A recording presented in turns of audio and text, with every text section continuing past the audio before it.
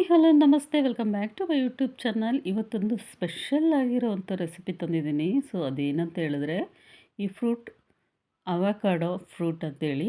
So ಇದೆಲ್ರಿಗೂ ಸಾಮಾನ್ಯವಾಗಿ ಗೊತ್ತೇ ಇರುತ್ತೆ. ಸೊ ಅದರಲ್ಲಿ ಯಾವ ರೀತಿಯಾಗಿ ರೆಸಿಪಿ ಮಾಡೋದು ಅಂತೇಳಿ ನಾನು ನಿಮಗೆ ತಿಳಿಸ್ಕೊಡ್ತೀನಿ. ಸೊ ಈ ಅವಕಾಡೋ ಫ್ರೂಟ್ ಆರೋಗ್ಯಕ್ಕೆ ತುಂಬಾ ಒಳ್ಳೆಯದು ಮತ್ತು ಬಟರ್ ಫ್ರೂಟ್ ಅಂತಲೂ ಹೇಳ್ತಾರೆ. ಸೊ ಇದರಲ್ಲಿ ನಾನು ಚಟ್ನಿ ಮಾಡ್ತಾಯಿದ್ದೀನಿ. ಸೊ ಸ್ಪೈಸಿ ಆಗಿರೋಂಥ ಒಂದು ಚಟ್ನಿನ ಮಾಡೋಣ ಬನ್ನಿ. ಮೊದಲಿಗೆ ನಾವು ಇದನ್ನು ಕಟ್ ಮಾಡ್ಕೊಳ್ಳೋಣ. ನೋಡಿ ಎಷ್ಟು ಬೇಗ ಕಟ್ಟಾಗೋಯ್ತು.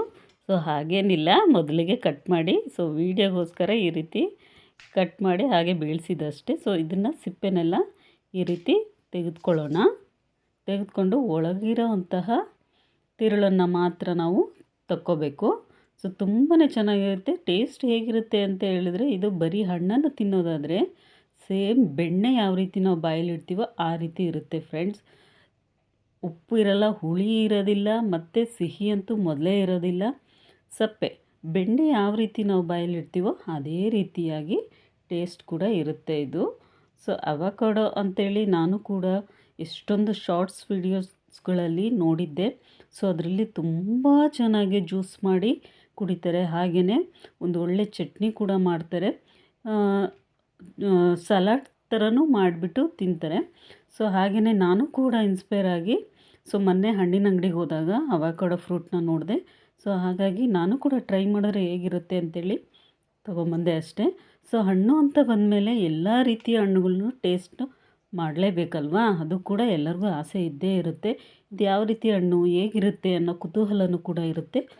ಸೊ ಹಾಗಾಗಿ ತೊಗೊಂಬಂದೆ. ಸೊ ಇದನ್ನು ನಾನು ಒಂದು ಕುಟಾಣಿಯಲ್ಲಿ ಹಾಕ್ತಾಯಿದ್ದೀನಿ. ಹಾಕ್ಬಿಟ್ಟು ಚೆನ್ನಾಗಿ ಕುಟ್ಕೋಬೇಕು. ಸೊ ತುಂಬ ಟೇಸ್ಟಾಗಿ ಕೂಡ ಇತ್ತು ನಾವು ಮಾಡ್ಕೊಂಡು ತಿಂದಾಗ. ಸೊ ಯಾವ ರೀತಿ ಅಂತೇಳಿ ಹೇಳ್ತೀನಿ ನಿಮಗೆ. ಒಂದು ಫೈನ್ ಪೇಸ್ಟಾಗಿ ಈ ರೀತಿಯಾಗಿ ಕುಟ್ಕೊಳ್ಳಿ. ಸೊ ಈ ರೀತಿಯಾಗಿ ಫೈನ್ ಪೇಸ್ಟ್ ಮಾಡಿಕೊಂಡು ಇಟ್ಕೋಬೇಕು. ಸೊ ಈ ರೀತಿಯಾಗಿ ಬೆಣ್ಣೆ ರೀತಿಯಾಗಿ ಆಗುತ್ತೆ, ತುಂಬಾ ಚೆನ್ನಾಗಿರುತ್ತೆ. ಸೊ ಇವಾಗ ಇದೆಲ್ಲನೂ ಒಂದು ಬಟ್ಟಲಲ್ಲಿ ನಾನು ತೆಗೆದಿಟ್ಕೊತೀನಿ. ಇದಷ್ಟನ್ನು ಇವಾಗ ತೆಗೆದು ಒಂದು ಬಟ್ಲಲ್ಲಿ ಹಾಕಿಟ್ಕೊಂಡಿದ್ದೀನಿ. ಇದಕ್ಕೆ ನಾನು ಚಿಕ್ಕದಾಗಿ ಒಂದು ಅರ್ಧ ಈರುಳ್ಳಿನ ಕಟ್ ಮಾಡಿ ಹಾಕ್ಕೊಂಡಿದ್ದೀನಿ. ಮತ್ತು ಚಿಕ್ಕದಾಗಿ ಒಂದು ಮೆಣಸಿನಕಾಯಿನ, ಹಸಿಮೆಣಸಿನಕಾಯಿನ ಈ ರೀತಿಯಾಗಿ ಹಾಕ್ಕೊಂಡಿದ್ದೀನಿ. ಮತ್ತು ಇದಕ್ಕೆ ನಾನು ಇವಾಗ ಉಪ್ಪನ್ನು ಸೇರಿಸ್ಕೋಬೇಕು. ಸೊ ತುಂಬಾ ಟೇಸ್ಟಾಗಿರುತ್ತೆ. ಸೊ ನೀವು ಮಾಡಿ ನೋಡಿ, ಆಮೇಲೆ ನಿಮಗೆ ಗೊತ್ತಾಗುತ್ತೆ. ಸೊ ಇದಕ್ಕೆ ನಾನೊಂದು ಅರ್ಧ ಹೋಳಾಗೋಷ್ಟು ನಿಂಬೆಹಣ್ಣಿನ ಹುಳಿಯನ್ನು ಹಿಂಡ್ತಾಯಿದ್ದೀನಿ. ಸೊ ತುಂಬಾ ಚೆನ್ನಾಗಿರುತ್ತೆ. ಸೊ ಚಪಾತಿಗೆ, ರೊಟ್ಟಿಗೆ ಎಲ್ಲ ಸಖತ್ತಾಗಿರುತ್ತೆ. ಮತ್ತು ಮೇಲ್ಗಡೆ ಕೊತ್ತಂಬರಿ ಸೊಪ್ಪನ್ನ ಹಾಕಿಬಿಟ್ಟು ನೀಟಾಗಿ ಮಿಕ್ಸ್ ಮಾಡ್ಕೊಳ್ಳಿ. ವಾವ್, ನೋಡ್ತಾ ಇದ್ರೇ ಬಾಯಲ್ಲಿ ನೀರು ಬರುತ್ತೆ ಅಲ್ವಾ. ತುಂಬಾ ಚೆನ್ನಾಗಿರುತ್ತೆ ಫ್ರೆಂಡ್ಸ್. ಈ ರೀತಿ ಮಾಡಿ ನೋಡಿ. ಸೊ ಡಿಫ್ರೆಂಟಾಗಿ ನಾವು ಟ್ರೈ ಮಾಡ್ತಾ ಇರಬೇಕಲ್ವಾ. ಅದು ಹೇಗೇ ಬರಲಿ, ಪ್ರಯತ್ನ ಅಂತೂ ಬಿಡಲೇಬಾರ್ದು. ಸಖತ್ತಾಗಿರುತ್ತೆ. ಇದಕ್ಕೆ ನಾನು ಪಾಪಡನ್ನ ಮಾಡಿದ್ದೆ.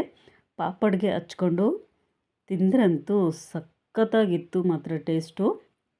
ತುಂಬಾ ಚೆನ್ನಾಗಿತ್ತು ಫ್ರೆಂಡ್ಸ್. ಸೊ ಈ ರೆಸಿಪಿ ನಿಮಗೆಲ್ಲರಿಗೂ ಇಷ್ಟ ಆಗಿದೆ ಅಂತೇಳಿ ಭಾವಿಸ್ತಾ, ಸೊ ನೆಕ್ಸ್ಟ್ ವಿಡಿಯೋದಲ್ಲಿ ಮತ್ತೆ ಸಿಗ್ತೀನಿ. ಸೊ ಹಾಗೆಯೇ ದಯವಿಟ್ಟು ಎಲ್ಲರೂ ಸಬ್ಸ್ಕ್ರೈಬ್ ಮಾಡಿ, ಪ್ಲೀಸ್ ಸಪೋರ್ಟ್ ಮಾಡಿ.